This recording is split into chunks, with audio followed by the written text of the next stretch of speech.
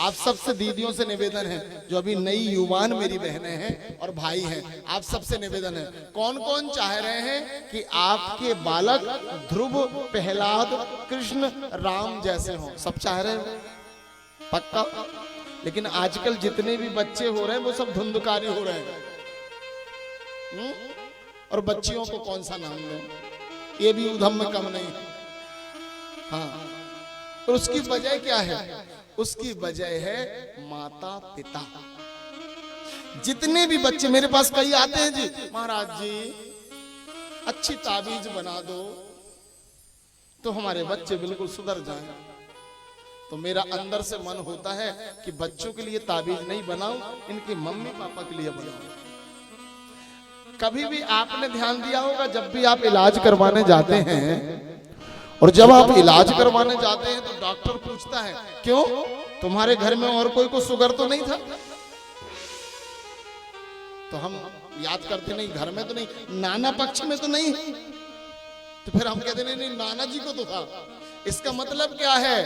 Blood में 2 पीढ़ी 5 पीढ़ी तक जब शुगर, ब्लड प्रेशर और स्वभाव घुलता है, ऐसे ही चरित्र भी हमारे ब्लड में घुलता है। इसलिए जब भी बच्चे उद्यमी होते हैं उसका आधा से ज्यादा क्रेडिट माता पिता में भी जाता है। आदरणीय श्रोताजनों, माता पिता में भी जाता है।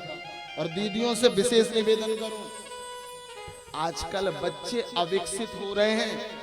आपको पता है किसी की बुद्धि का, अभी मेरे पास एक फोन आया था, शायद यहां से बोलना ठीक नहीं है, नहीं बोलूंगा मैं।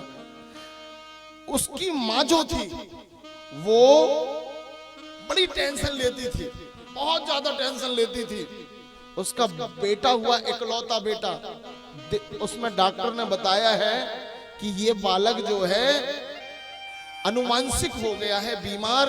अब ये जब 10 साल का होगा तो इसको 3 साल की बुद्धि होगी, 20 साल का होगा तो 10 साल की बुद्धि होगी, मानसिक बीमार हो गया है। इसलिए मैं हर माताओं से निवेदन करूं, जब भी बच्चा गर्भ में हो तो अच्छी रामायण देखो, अच्छी महाभारत देखो, खूब पूजन पाठ करो, खूब प्रवचन सुनो। क्योंकि जो बच्चे गर्भ में होते हैं वो माँ की आंखों से दुनिया देखते हैं, माँ के कानों से दुनिया को सुनते हैं, माँ की सांस से सांस लेते हैं और माँ के ही शरीर से नया शरीर बनाते हैं और माँ की ही बुद्धि से अपनी बुद्धि का निर्माण करते हैं। इसलिए आप सबसे निवेदन करूं, जब भी बहू गर्भवती हो ना तो हर सासों की जिम्मेदारी है बहू से ज्यादा अच्छे से व्यवहार करें और बहू को ज्यादा से ज्यादा खुशियां दें। जो खुशी आप बहू को दोगे ना, वही खुशी आपके कुल के वारिस को मिलेगी। और वो जब जन्म लेगा ना तो दवाई नहीं करवाएगा, तुम्हारे घर में खुशियां देगा। आदरणीय श्रोताजनों, तुम्हारे घर में खुशियां देगा। 95% बच्चे जन्म से लेकर 5-7 साल तक तो इलाज ही करवाते रहते हैं।